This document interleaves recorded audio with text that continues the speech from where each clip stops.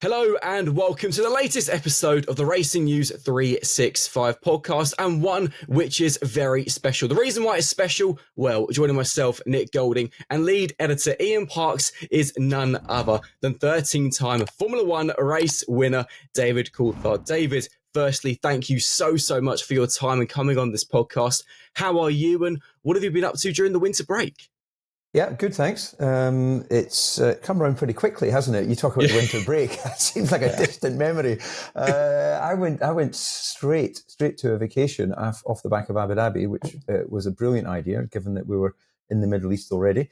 And then, the usual whirlwind of Christmas, New Year, the slightly rescheduled Autosport Awards, BRDC lunch, of course, the highlight of the January season.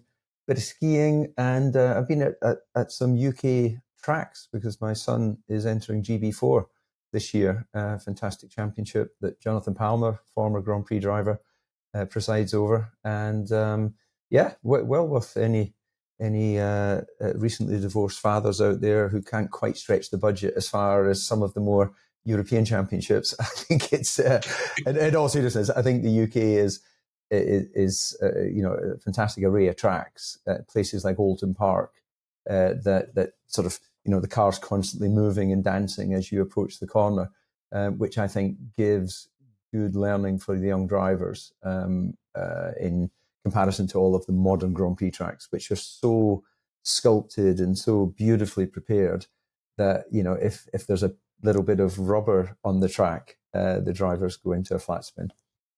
It sounds like you have been very, very busy then. Ian, How are you, mate? And I mean, some guests we've got on this week. I'm super privileged and super happy that I've managed to get David on. Spoke to David in Abu Dhabi at the end of last season, and I said, look, I know you do your podcast with EJ, Eddie Jordan, but what's the score? Are you allowed to join other podcasts? And he said, yeah, go for it. Just as long as it doesn't promote anything. And thankfully, we do not promote anything on this podcast. I'm glad to say David was more than pleased to join us. And I really wanted to bring David on at this particular point in the season because obviously, we got the Australian Grand Prix coming up. Wanted to look back on pre-season testing, get David's really experienced expertise eye to give us his views as to what he thought what he thought was looking good, who was looking not so good, etc. So let's get it straight into that. And very quickly, obviously, DC, just from everyone at Racing News 365, obviously, please send our best wishes to EJ. Let's get on with... Yes. Thank you very much. Let's get on because, pre-season testing had about everything. There was rain in Bahrain. There was a bus almost on the circuit, a circuit-wide power cut, and shattered glass on the start-finish straight. From all your years racing in F1, have you known anything quite like what happened last week? Well, I think we'll have to keep things in perspective. And of course, you've got to live for your time and things evolve over time. So, when we just come back to what Ian said about, are you promoting anything? I think we'd all like to promote responsible drinking, safe sex and all those good things. But, if I look back on how we used to go winter testing, then as long as there was a helicopter there, then that was kind of it. There was a few marshals. I'm not even sure it was specified how many marshals you had around the racetrack. And we, would be out beginning of January and we'd rattle out as many days as we possibly could before the first race of the season. Of course, modern Formula One, in the interest of the cost cap, which drives profitability for the shareholders of the teams nowadays, then they get 3 days of testing, which seems kind of crazy in a way that is sufficient to then go off to the first Grand Prix. I actually think that could be reviewed now, given the financial stability that's in Formula One. The revenues are up, the teams with the cost cap, and now that's all settled down, have found an element of stability where I think all the teams are profitable, which was not the case back in the day. Most teams were break even or losing money and hand to mouth in many cases. So apologies, my telephone telling me it's time to wake up, and I'm awake.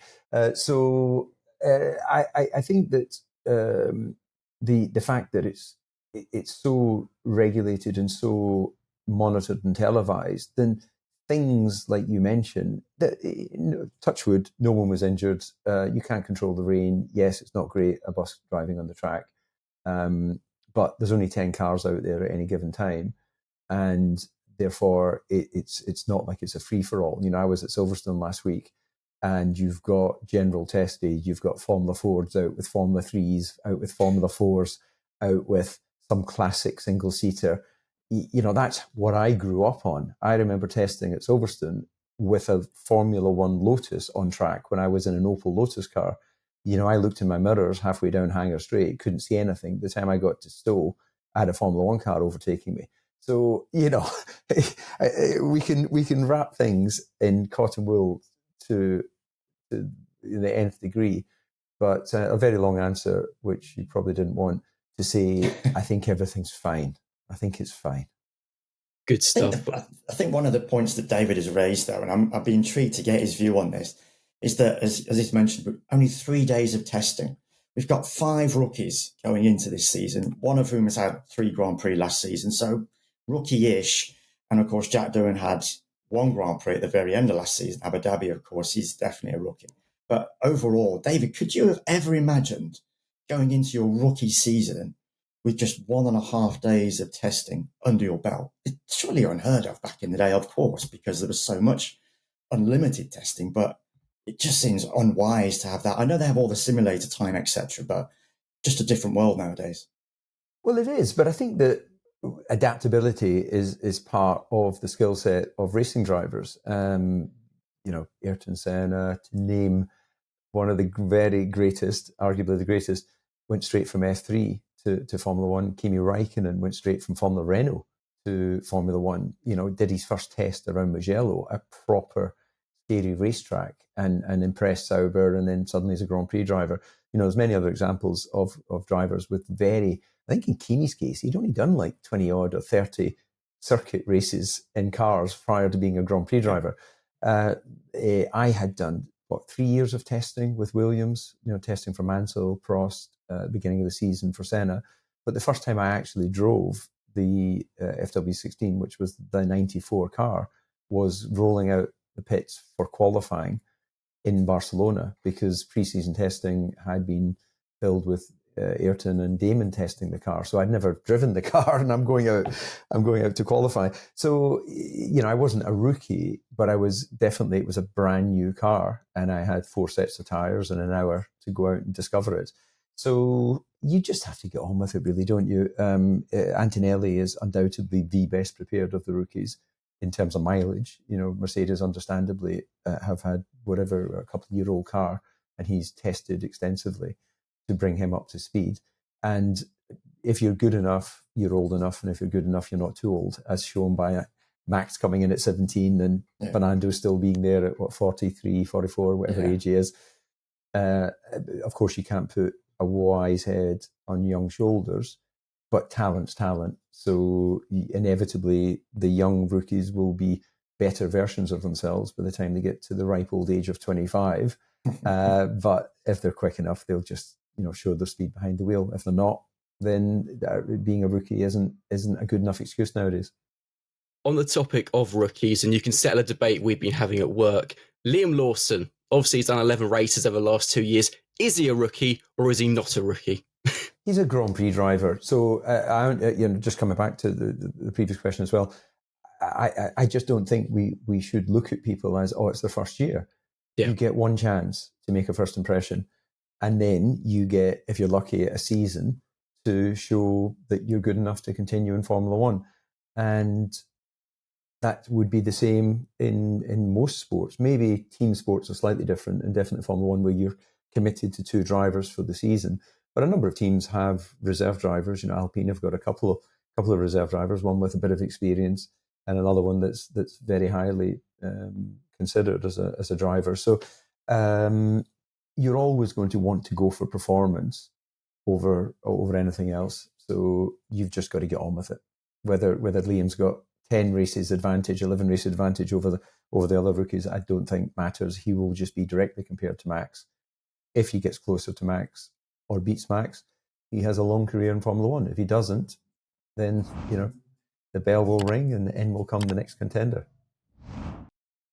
Let's stick with. I asked. Now I was going to say, Nick, I asked Liam that same question at the F1 75 event. There was a media session with him there, and I said, do you consider yourself a rookie? You've had 11 Grand Prix, surely not. And quite obviously, no, he does not consider himself a rookie on this grid at all, and rightly so. He's got 11 Grand Prix under his belt. Back in the, not so long ago, that was more than half a season. Yeah. So back in the day when David was racing, when 16 Grand Prix a season, David, something like that. Yeah. Liam would have completed, as I say, about 70% of that particular season. So it gives you some ideas to just the way things have changed over the course of time. 24 Grand Prix now. And, Liam's done 11, almost half a season. So I think he's going to be well-versed going into this campaign, that's for sure. Sticking on the topic of Red Bull, because of course they set the least number of laps in Bahrain, had a few problems with the car. It was obviously a difficult end, David, to 2024 with obviously the issues that the RB20 had, despite Max obviously winning another title. Where do you see Red Bull going into the season? Because it kind of feels that the most eyes are on McLaren, and Red Bull are perhaps, predicted to maybe be fighting for third or fourth in the standings. Yeah, I think that pre-season gives you an indication of everyone is running through with limited amount of laps in whatever particular order they want to. They'll have to at some point do low fuel runs, make sure at the very least that your fuel system is operating correctly. If it's a carryover fuel system, in the case of some teams that have got the same chassis, then they don't have that same pressure. But historically, that would certainly be something you would want to, check that it's picking up the last little bit of fuel. You want to obviously do your long runs to find out where your balance is, any balance shifts, offsets. So you start to hone in on the averages of how those teams have gone about the pre-season. And of course, the waiver for all is the stopwatch doesn't lie. And the checkered flag, of course, is the ultimate gauge of performance, which will all happen in Melbourne. So I think the general consensus that McLaren are definitely carrying over good performance, that Mercedes obviously had good reliability, that Red Bull showed, I think, reasonable race pace, but maybe if we assume all is equal, maybe a tenth and a half, a couple of tenths away on average, which clearly is a huge amount in Formula One terms. So yeah, McLaren go into the year, as I see it, as the favourites, and then it's a question of Mercedes, Red Bull, Ferrari laying down the markers of reality when we get to Melbourne. Melbourne in itself can be a little bit of an outlier in the performance profile you see from some teams go well there and others might not quite show their hand. But by the time we've done the first 4 Grand Prix, we'll start to have a much better picture of who's carrying momentum. But let's remind ourselves, Red Bull pretty much were dominant in the first few Grand Prix of last year, and then it really became uncomfortable later in the year. So that's the great thing about current seasons of Formula One, even though we'll say we're getting to the maturity of these regulations and all those sorts of good quotes, teams are still always going to do whatever they can to push the envelope, expose new performances. And the great thing about a tech sport like F1, there may well be some new piece of tech which is just going to show its maturity in the middle of the year, and suddenly it unleashes performance for any one of those teams. It's also very hard to read into those times from last week as well, because the temperatures in Bahrain were unseasonal, 13, 14 degrees. And also we have an old circuit, it's not been resurfaced. A lot of the drivers mention that it's quite a rough circuit these days compared to a lot of tracks that have been resurfaced and they've got these nice shiny asphalt going all the way around them now. So it's a really tough one to look into the times and say definitively, yeah, so-and-so is quickest, this team is second, this team's the Red Bull is struggling or whatever. But as David's pointed out, stopwatch, Saturday afternoon in Melbourne, that's going to be our clear indicator as to who is where and as to how the season is then likely going to pan out over those first few Grand Prix. And we do not have long to wait for that. Something I want to ask you, DC, is obviously Lando tried to fight Max last year. In the end, obviously, fell away in the final rounds in terms of the points. But Lando going into the new season has kind of said that he's learned how to race Max. He's learned from what happened last year. You've gone up against, obviously, some of the greatest F1 drivers in the history of the sport. Is it possible to learn how to race against these drivers? Because no one seems to have ever really actually gotten the better of Max across an entire season.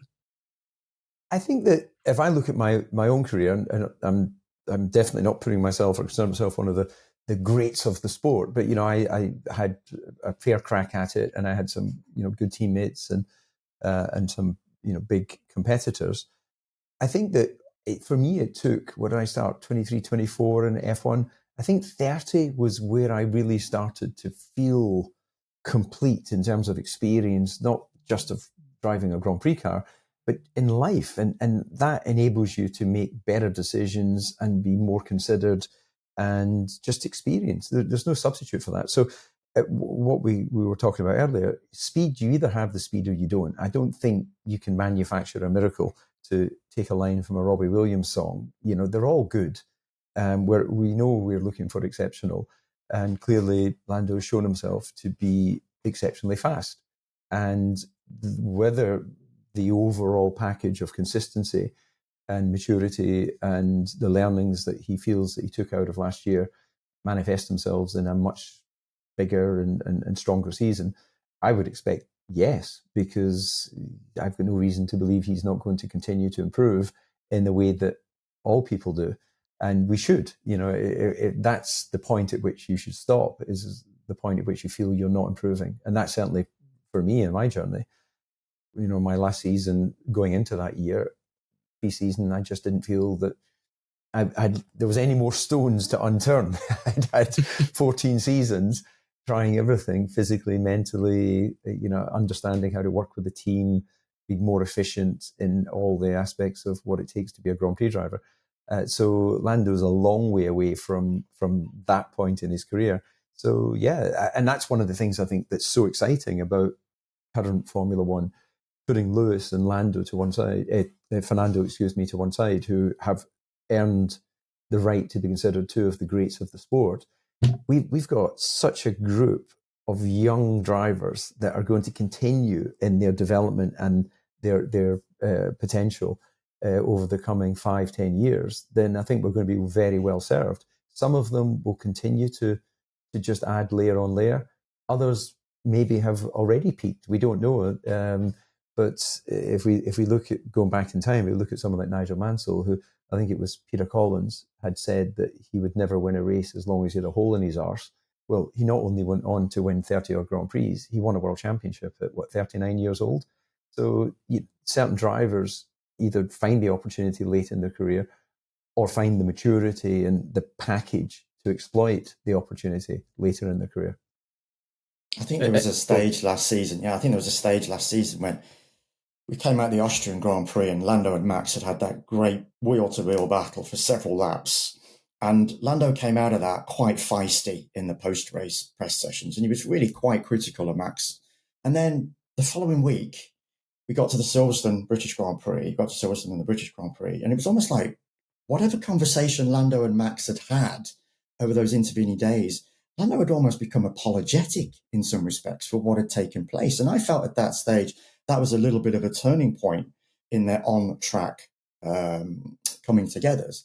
Then we go into Austin and Mexico, and Lando has admitted himself that he made a huge mistake in Austin, where he pretty much allowed Max to sail up the inside at turn one, and that was pretty much almost race over. And then, of course, they had that coming together again late in that race. And then for me, the Mexican one was where Lando had showed that he had learned something from those previous battles. And I'm hoping, and he's saying it, and I'm hoping that he believes in what he's saying as well, that he has learned quite a lot now from what took place last season. And he will be a much different driver should those opportunities come up again where he is going wheel to wheel with Max.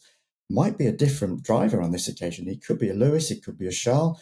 A lot depends, of course, on where Red Bull and Max are going to be in this pecking order, of course. Who knows? Yeah, Max has shown himself to be the all-rounder. He is the benchmark in Formula One. That's not to take anything away, of course, from Lewis as a 7-time world champion. But in the more recent seasons, Max has earned that right. And he'll be the one that all of the drivers will think twice before pulling a maneuver on.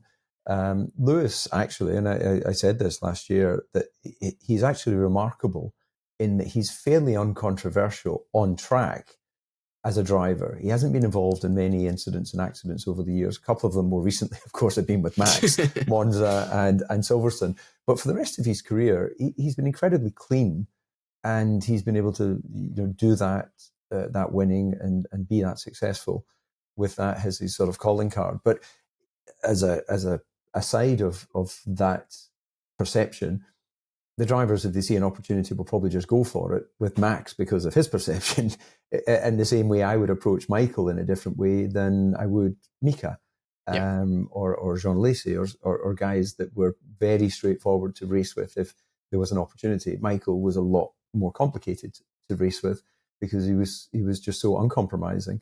But you just had to play that into your performance profile if you found yourself fighting over the same piece of racetrack. On the topic of Lewis, I mean, a lot of the talk going into this season is, of course, his move to Ferrari. What are your thoughts on it? Some people think it's too late in his career. Some people think it's the perfect timing. Where are you on that fence? Well, I don't have an opinion on too late, perfect timing, because in the end, it is what it is. I never expected it. I never expected Lewis ever to not be a Mercedes-affiliated driver. But then I never expected Michael Schumacher to cut his ties with Ferrari in retirement and come back as a Mercedes driver. And I think it was De Montezemolo that had made some sort of comment about seeing him in anything other than red was just he couldn't compute, because that's where Michael did the majority of his building his reputation and his wins and his world championships. I think it's fantastic that Lewis has given us all that gift to watch him, to watch the most successful driver in every way, with the exception of world championships. There's put to one side the controversy of Max's first title. Even without that, there were still possibilities for Lewis to be an 8-9-time world champion. So, it's a bit like Fernando with 2. We all, I think, would accept that Fernando had the skills to be more than a 2-time world champion.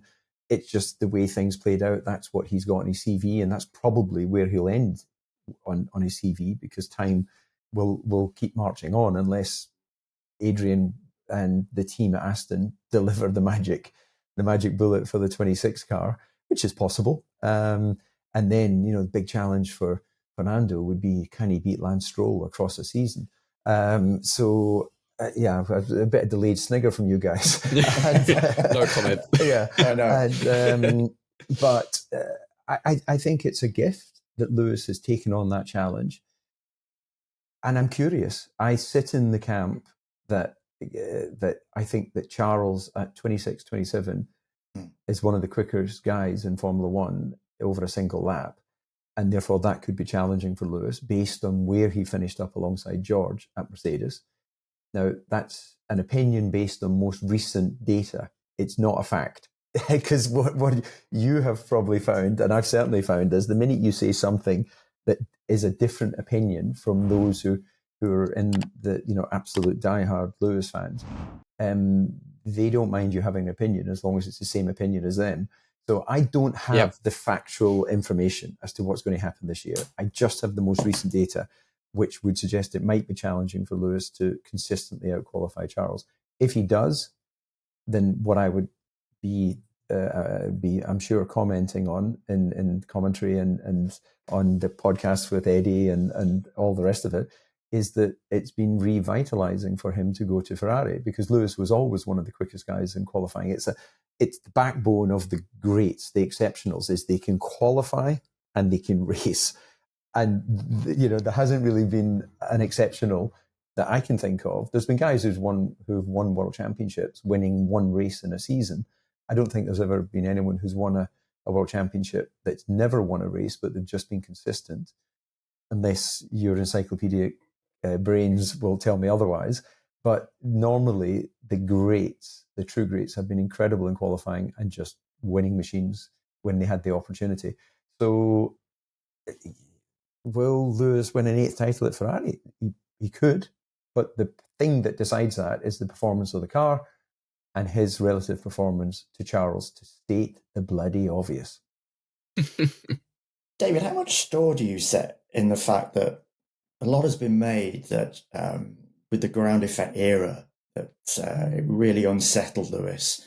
Mercedes couldn't get the car to his liking. He likes a car that goes into a corner aggressively. He's able to accelerate out of it a lot quicker than others. And that's where a lot of his lap time came from. And over the 3 years, as I say, Mercedes just could not get the car that Lewis really wanted as it had been previously before, up to and including 2021. So did you ever go through that kind of major regulatory change and a car change so fundamentally that it just wasn't to your liking, no matter what your team or what you tried to do with it? Well, if I look through my career, I came through the active era. I did a lot of my testing in the active cars, and then because of the big change the end of 93 from full active cars, 94, which was my first year in Formula One, was back to passive. And that was a very different feeling of car. The active car was like a magic carpet. It was just so comfortable. So if you imagine the most luxurious, comfortable ride you've ever had, that was an active car. And if you can think of the worst ride you've ever experienced in your life, that was 94 passive cars. But of course, your reality is always based on lap time comparison. So if your horrible riding 94 passive car was half a tenth quicker than your competitors, it was a beauty because you were quicker. And the performance will always make or break the feeling and opinion of a driver. So, I've been through wide track slick tires, I've been narrow track groove tires, unlimited RPM V10 and V8s to restricted to 18,000 V8s. So sorry, again, fairly long answer to say there was a lot of different car specifications within the 15 seasons that I was in Formula One. And I don't think I was particularly better or worse in any of them. I was at my performance level in each of those cars. Of course, sometimes a car may have a particular characteristic, mid-corner understeer at low speed, which is a very difficult thing for you to dial out if you need that particular stiffness or you've got that particular geometry, and the lead times to change it are quite long. But somehow you always find a way to exploit wherever you've got to the best of your ability. And I think the exceptionals just do that to a higher level. So the worrying thing about Lewis in the last couple of years was just he didn't seem to be as settled with the performance profile of the car. Now, that's either because he had racing driver fatigue. He's been doing it for so long that he needed that change. And sometimes in life and in work or in relationships, you need a change just to rediscover your mojo. And he certainly seems to be, and it's what a Hollywood script. Lewis going to Ferrari, he looks incredible. He's defying his age in terms of how fit he is. He comes off the back of being the most successful driver in the history of the sport. There's so many things to be excited about that I think that we just can't write the final chapter. There will be a final chapter, and it may be in 2 years' time, certainly going to be within the next 5 years, I would imagine. It's not a fact, it's a belief. But there will be a final chapter, and then we'll be able to make that judgment. So I go into it with an open mind. I go into it super excited and with full knowledge that no matter what any of us think, the potential and opportunity lies in his hands, in the hands of one of the greatest drivers in the history of the sport. Now, obviously, for Lewis to have joined Ferrari, Carlos has left, and obviously going to a midfield team at Williams. From a mindset point of view, how difficult is it, obviously thinking of yourself going from McLaren to Red Bull, how difficult is it changing your mindset from being in a team which you can expect to be winning races with, on the podium for on a constant basis, to a team that's simply then, fighting for points? How difficult is that? I didn't find it difficult because I'd already been, 11 seasons in Formula One with Williams and McLaren. Yeah. To be 9 seasons with McLaren was an exceptionally long period of time and a brilliant period. I really think I learned a lot. I gave a lot to the team and we grew together and ultimately, there was championships won as constructors and Mika, of course, a couple of titles as a driver. I wasn't ready to stop. There were limited options for me at the end of the 2004 season. And when I left the paddock at the end of 2004, I didn't have a contract for 2005, but I wasn't content. I felt there was still more I could do within the sport. Now, it didn't mean that I thought I was going to get another winning opportunity or win a championship, but I just had this energy and knowledge and wanted to be part of something. And Red Bull was the perfect opportunity for me at that time. And it was a different way of working. I was much more involved in discussions with Christian than I ever was with Ron when it came to the sort of structure of the team, the people involved. I spent a lot of time with Christian going to Austria to meet with Mr. Mateschitz, because ultimately it was he was the owner. He had to sign off on some of the big ticket items, including Adrian, who was, a reasonable investment, but I believed, and it's proven to be the case, a worthwhile investment, because he had his halo effect of bringing the design office together and them all being able to work to the best of their ability. So, long answer again, I'm sorry, gentlemen, to say that I think Carlos is mature enough in his career to exploit the Williams opportunity. Williams, there's just a feeling of growth within that team. I think Alex has been great at being a benchmark in terms of performance for them, and Carlos will bring a maturity and experience from a current, high performing Formula One team that. Alex had a taste of that at Red Bull, but that was a few years ago. So he definitely, I always kind of gauge if the two drivers walk into the room, where do people gravitate to? And right now, probably they'll gravitate towards Carlos because he's got more experience. That's not to take anything away from Alex at all, but I think that's going to be one of the most fascinating driver pairings to watch, because away from the headline spotlight of, they may battle for victories, but probably not battle for the championship. It's going to be really telling to see. It could make or break Alex's future if Carlos was to dominate him. I don't think he will, but if he did, that obviously would take away a big value from Alex that he's built up over the last couple of years. It's fascinating that Carlos actually finished top of the times overall across the 3 days. Yeah. But again, I know we've talked about the circumstances of the 3 days of testing last week. But even so, that was still, I thought, quite a feather in Carlos's cap. And one of his most telling comments is, despite setting that time, he turned around and said that he was lost in terms of what to do with the car, in terms of getting it set up to his liking, which I actually took as a little bit of a positive, because if he produced that kind of lap time in a car in which he was lost with, it shows that potentially there's still a hell of a lot more to come from both him and that car. And as David said, it is going to be one of the most fascinating driver pairings across the course of the season, particularly if they are as well as high as we think they are in that pecking order right now. They did seem to have a good handle on that car. There was a lot of positivity as well, exuding from the team, and just speaking to people just generally outside of the press sessions that we had. So you got a sense that actually Williams might just be capable of doing something here, and all power to them if that's the case. And maybe Andrea Stella does have a point when he turned around and said that it might not be a top 4 this season. It might be a top 5 or top 6. Yeah. Time will tell. DC, final talking point, and it's one that I am very curious for your thoughts on. The FIA and swearing. Obviously, the drivers are going to be in trouble this year with fines should they swear.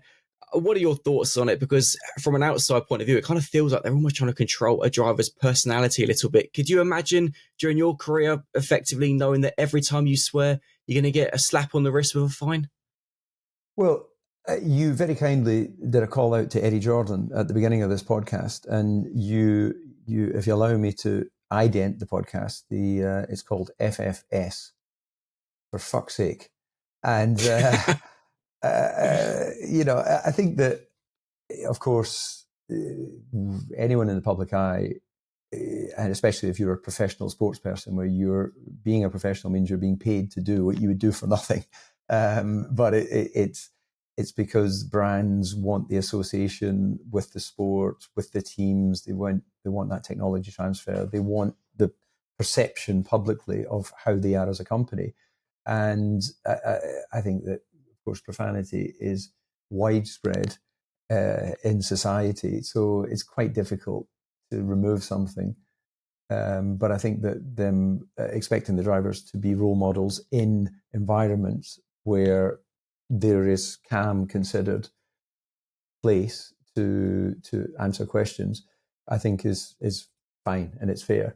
I think that in the heat of the moment, if somebody slips on a little bit of ice and falls on their arse, they probably let a little bleat of something come out. And apparently even our late great Queen of England was not against the odd expletive if she deemed it was necessary. So I think that when it comes to broadcast radio messages, that's controlled by F1 TV, and therefore that can be controlled.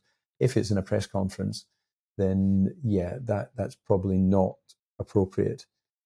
But I think the way it's been just sort of fait accompli presented, it has been misjudged by someone at the FIA, because I would be surprised if every member of the FIA has not used a swear word at some point. And the other thing as well, I don't speak many other languages. The majority of the drivers are speaking in a foreign language. They grow up in racing teams from a very young age. UK coming over from Japan, a very different language to English, and growing up in the UK up through the mechanics and all that. It's a little bit like being at a football match, isn't it? The football fans are not politely suggesting they want the other team to lose. So it's such a can of worms, isn't it? So I would go for absolute polite use of language in any regulated conference or event where it's in a controlled environment. Anything that's a heat of moment battle, then we have a choice whether we broadcast that or not. And I guess if you go away from just the language, back in 2000, when I was racing Michael at Magny-Cours, I asked him whether he was fancying a Nescafe coffee or whatever the coffee brand was that used to do that as their little, I think they used to shake it and sniff the coffee beans, didn't they? Like the beans, and I think I also told them that I wanted to be number one. And I apologized afterwards out of the heat of the moment in the press conference, because of course there's kids watching and all the rest of it, which clearly there won't be any kids watching this, I hope. But you're going to have to blur it out. Believe it or not, we do. Yeah. A couple. Sometimes we do things that we're not proud of. So yeah, I haven't summarized that. How would you summarize that? Ian? I think there are too many grey areas. I think it's been rushed through, and we've already seen certain examples. Dan Tickton in the recent Formula E race in Jeddah turned the air blue with a tirade of abuse against his engineer, no penalty. Then we had was it World Rally? One of the drivers there used a swear word in a televised interview. That was penalty. Then, of course, we got to testing last week, and I mentioned this as we were before we came on air. And George Russell used a swear word in an interview with a well-known TV company. But because that was an unstewarded event, therefore there was never going to be any kind of punishment. So I think we're going to go through the course of this season, and every time a driver says a swear word at any given point, it's going to be, is there going to be a fine? Is he going to get a fine? And if he swears again, he's going to have points deducted or miss races or whatever. Is it only in English? Because if that's the point as well, isn't it? Because if Charles Leclerc swears in Italian or French, I would Pierre Gasly, for argument's sake, French. Yeah. I'm really curious. I'm really curious to know who was the person that decided that the 4-letter word beginning with F is offensive, and the 4-letter word that is the word love is not offensive. If I say love you, you think, oh. If I say you see that, we know where you're going. But actually, that's a really interesting point, because in our comments we have quite a lot of Dutch viewers, and they've pointed out to us that actually some what we would deem as swear words in the English language, actually in the Netherlands is like an everyday word that's used and not really frowned upon. So I guess that's then a point. Where do you draw the line? Is it is only based on the English language, or is F1 a global sport and we're going to appreciate all languages? It's an interesting one, actually. That's a very good point. Right, DC, going to push you for one final thing before we let you go. We're starting a predictors game. I don't know why, because our predictions are normally awful. For a bit of context, I predicted that Red Bull would complete the most laps in preseason testing. Well, that quite clearly didn't happen. Would you be able... They were lost. Would you be able to possibly predict who you think will qualify in the top 3 in Australia and who you think will finish in the top 5 in Australia? Well, clearly I can't with any certainty, but if I just do a quick answer, then I would say the two McLarens in the top 3, and I'll go with Max in the absence of having any other real knowledge for predicting. But of course, it could be Charles, it could be Lewis, it could be, whoever you want to pick, George, it could be Antonelli. But in top 5 finish, well, I think the top 6, the top 6 will be with the McLarens. The top 8, the top 8 will be with the McLarens, the Red Bulls, the Ferraris, and the Mercedes. But I've got no idea what order, which is why I am endeavouring to fly all the way to Melbourne so I can see it live, because I just don't want to wait.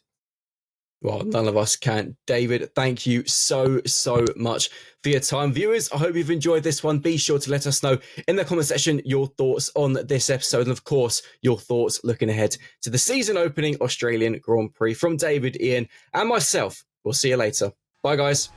And if I get the opportunity, I'll be buying David a beer in Melbourne to thank him for appearing on this podcast. Thank you ever so much, David. Truly grateful. Look forward to it. Thank you.